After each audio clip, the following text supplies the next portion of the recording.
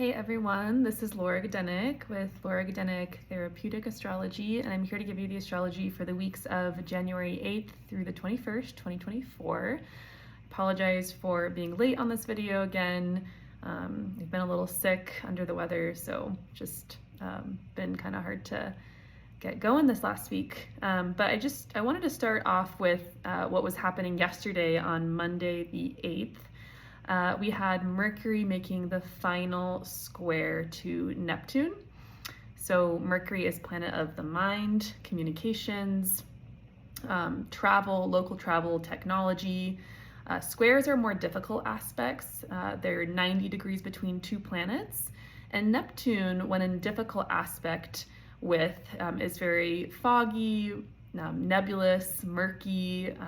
So this dynamic or this aspect could have created a sense of confusion, miscommunications, mental overwhelm, maybe even some existential thoughts or grief or sadness or kind of a sense of loss or despair even. Mercury square Neptune isn't the most easy aspect, and we've been in this situation actually for quite some time. Mercury just recently stationed direct, meaning Mercury's moving forwards again.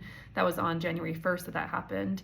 And as it did so, it was within 3 degrees of the square with Neptune. So we've really been feeling this energy since December 23rd, this kind of like murky, like icky, what am I doing, needing to go slow. A lot of people have gotten sick.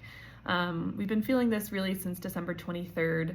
And we had the first official square, because as Mercury was moving forwards before it stationed retrograde in Capricorn, it made this aspect on November 27th. So thinking back to that time frame, what conversations were you having around that time? What were you trying to figure out, work through, come to clarity around November 27th. And it might have felt like you came to some sort of conclusion or clarity or some sort of plan as Mercury then headed into Capricorn, and things maybe felt more grounded, structured, like there was a way forward.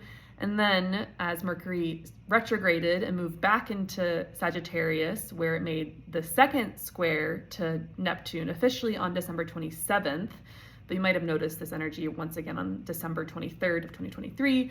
You might have started to feel confused again, or like, what's going on? How do I move forwards? Something's not working. Why isn't it working? We had a plan, but it's not working. So this isn't new energy. We've been in this for a while, and we'll continue to be in this energy through the rest of the week. Mercury will head back into Capricorn on Saturday the 13th. So around that time, things should start feeling a little more clear, or maybe you've worked through some things. So really, what is the purpose of this more difficult aspect of Mercury square Mercury Neptune? Is like, one of the benefits is slowing down and really working through what's true. What are the facts versus fiction, facts versus fantasy. What stories are you telling yourself that might not be true? Often stories or thoughts that might not be true can create a lot of anxiety, a lot of overwhelm, depression even.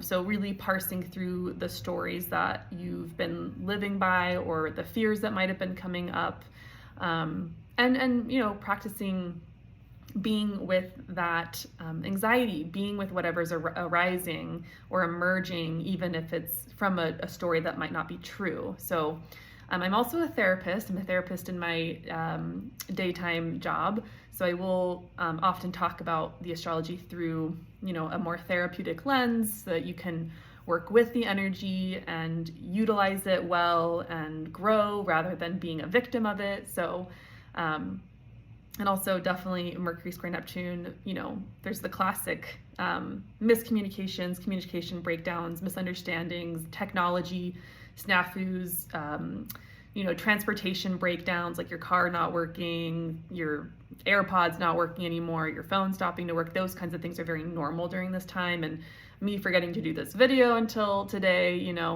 I do want to remind you, if you wouldn't mind liking, subscribing, commenting, I'd love to hear from you. I'd love to hear how the astrology is impacting you and any questions you might have. and it helps the channel to grow.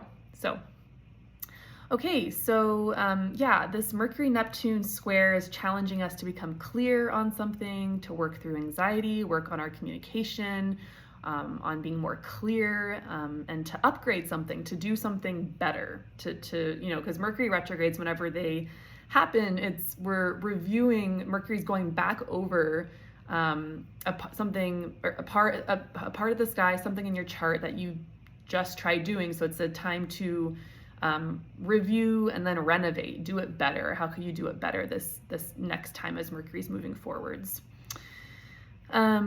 Okay, and then of course, this will be impacting the part of your chart. Mercury's in Sagittarius, so whatever part of your chart has Sagittarius on the cusp, that's the part that you'll be seeing these changes happening with or through.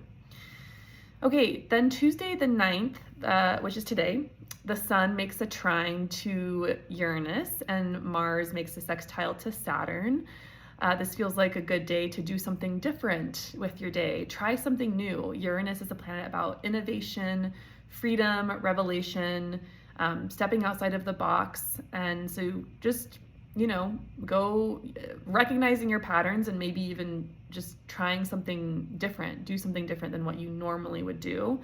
It's also a good day to be productive, get work done. Mars and Saturn, when in positive aspect together, create easy energy to get things done with. So we have a new moon in Capricorn on Thursday the 11th. This is happening at 20 degrees of Capricorn. So if you have personal planets or points around that degree, this will be more impactful for you.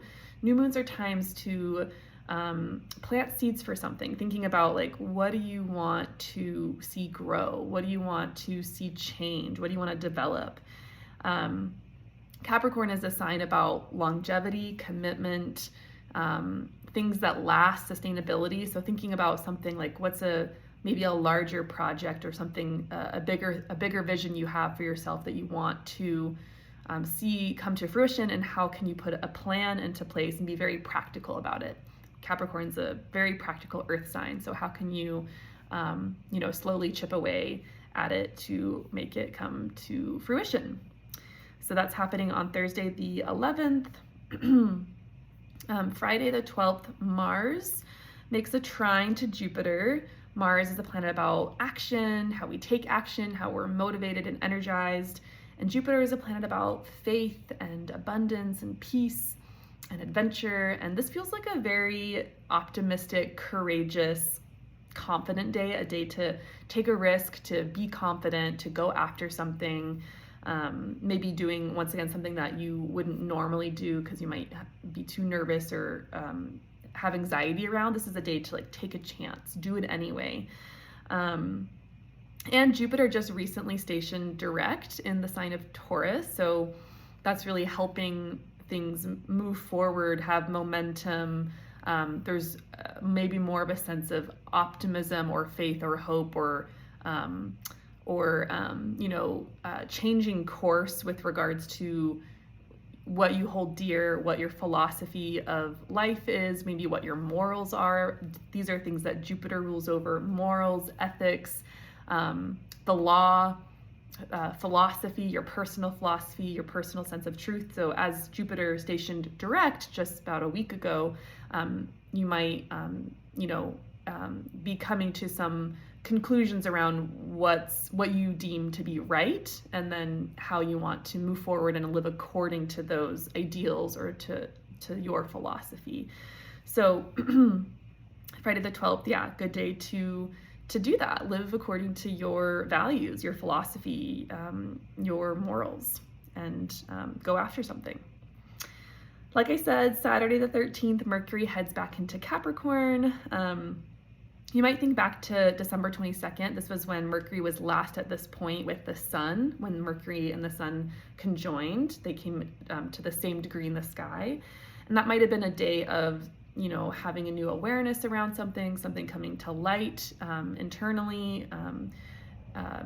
So as Mercury heads back into Capricorn, once again, our minds turn more practical and serious, and there's more of an emphasis on the part of your chart that contains Capricorn. So whatever house that is for you, those topics are going to be even more emphasized. I mean, they're already emphasized right now because we have the sun there, we have Mars there. So Mercury coming back into this part of your chart is going to also bring up the themes that you've been reflecting over and reviewing, since that is where Mercury stationed retrograde.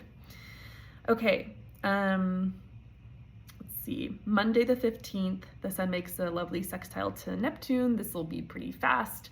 You might not even notice it. It's just kind of a dreamy day, allows us to escape a little bit. Good day to like read a book, do something chill. Don't try to work too hard. And then not much happens really until Thursday the 18th. Mercury makes a sextile to Saturn. This is a day where there's good energy to apply yourself more, solidify something. You might have better focusing abilities, better able to get things done, have mental discipline. So, okay. And then Friday, January 19th, we have Mercury making the third and final trine to Jupiter. A trine is an aspect between two planets. It's 120 degrees and it's very optimistic and opportunistic, I would say. Mercury, once again, rules over the mind, communications, and Jupiter, once again, is a planet about faith, what your philosophy is, what your sense of morality is. It's a planet about peace, hope, a higher mind, a higher perspective. So this feels like a more of a optimistic outlook, trusting that things are going to turn out okay. You might just have a sense of feeling more wise, or feeling like you can trust. There's just a sense of trust on this day. I would say think back to December 7th. This is the first time that Mercury made this aspect to Jupiter right before Mercury stationed retrograde in Capricorn. And then the second date was December 18th. So December 7th, what conversations and communications were happening around that time? And then December 18th, what communications and conversations were happening around that time?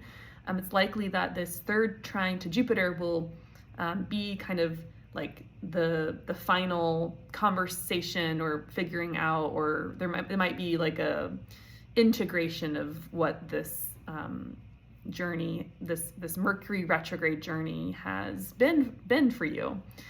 And on the same day, it's kind of interesting, Venus makes a square to Neptune. Venus rules over love, relationships, beauty, sensuality, connection, fun. Neptune, once again, when in a harsher aspect like a square, brings up, more of the sad, ooey gooey, foggy, murky, like feelings. So there can be a sense of disappointment a little bit, perhaps in relationships, or disillusionment in love, or a longing for love, or more connection, or maybe even a more spiritual connection. Neptune and Jupiter are kind of more, I would say, spiritual planets in a sense. I mean, I think all the planets are spiritual personally, but Jupiter and Neptune, because Mercury is making that trine to Jupiter on the same day, Jupiter and Neptune are both planets that speak to mysticism, philosophy, religion, spirituality, our sense of connection to what's broader or bigger than us, or to the universe, so to speak. So there could be on this day kind of a newfound understanding of what you're desiring deeply in relationships. There might be some grief coming up around relationships as well. Neptune does rule over grief and sadness and longing and things like that. So I do think the Mercury trine Jupiter is going to help this Venus square Neptune aspect. So I think it'll be a more positive, optimistic day than I would otherwise think, because otherwise I think Venus square Neptune can feel like a bit of a bummer, but Mercury trine Jupiter is helping the energy. And also it could just be a good day to like lounge around, like don't do anything super intense or hard, find things that are relaxing and soft and cozy. And, Venus is the goddess of pleasure and enjoyment and luxury, and Neptune just kind of wants to escape. So it's a good day to give yourself permission to escape in small ways and in healthy ways, you know, reading fantasy books, watching movies, cuddling. We all need more touch and connection in our lives, so it's a good day to find a cuddle buddy. Okay, and then Saturday, January 20th is a pretty big day. We have the sun making a conjunction coming together with Pluto and Capricorn at the 29 degrees of Capricorn, the final degree of Capricorn, and then they both at the same time move into the sign of Aquarius. So this is pretty intense, pretty big. So Pluto is a planet about crisis, death and rebirth, regeneration, power dynamics, wealth, sex, transformation. It's an intense planet, and the sun represents our consciousness, our sense of self, who we are. So you might, you know, on this day, there might be things coming into your awareness around those themes, around, you know, your own sense of power and authority. Do you feel powerful? Do you feel like you have authority? Where do you give it away? Where do you hold on to it? Where has power been taken from you? How can it be reclaimed? You know, this is, on this day, there's a rally here in Salt Lake City for the Great Salt Lake, and I think about this being actually quite a good day for a rally for social justice, for you know, organizing for the safety of people, the safety of everyday people who, you know, a lot of us don't have a lot of power in the big grand scheme of themes. And so how can we come together and, you know, harness power? How can we cultivate power? How can we be powerful in a group? So lots of ideas here around power, inner authority. Also, it might feel kind of intense and heavy, could feel like an intense, heavy day, but ultimately it's a good day to delve more deeply into your conscious awareness, the things that you are aware of or are not aware of. You might feel more inclined to do some deeper digging, some journaling around your sense of self, around the systems and structures. Capricorn rules over systems and structures, like Capricorn rules over the bones of the body, like holds up our body, right? So like thinking about like the bones of your life, like the sun coming into conjunction with Pluto might bring up kind of a stark awareness around the systems and structures that are running your life, and maybe things that aren't working for you any longer, things that need to be torn down, to be renovated and regenerated. And then, you know, as the sun and Pluto move together into Aquarius, thinking about also like Aquarius is a sign about friends, community, the collective, like who's the community, what are the communities you want to be part of, where you feel powerful, where you feel like you have a sense of power. Yeah, what friendships are important to you that are going to support you, hold you up? Yeah, what groups give you a sense of more control in your life? So, and you know, like I said, Pluto rules also over things like sex and intimacy and like really deep connection. So there might even be this energy in the air of feeling maybe more deeply connected to other people. So yeah, those are some thoughts I have around that aspect. But yeah, very powerful. We have some really big astrology coming up, and I hope that this was useful. I hope the astrology treats you well. I hope you are able to navigate this astrological energy well, and that you have all the tools you need to do so. If you're interested in how this astrology is showing up more specifically for you in your personal natal chart, I am available for readings, so please reach out. If you have any questions, please leave a comment. I'd love to hear from you. Otherwise, I'll be back in a couple weeks with another astrology update, and I hope you have a great couple of weeks.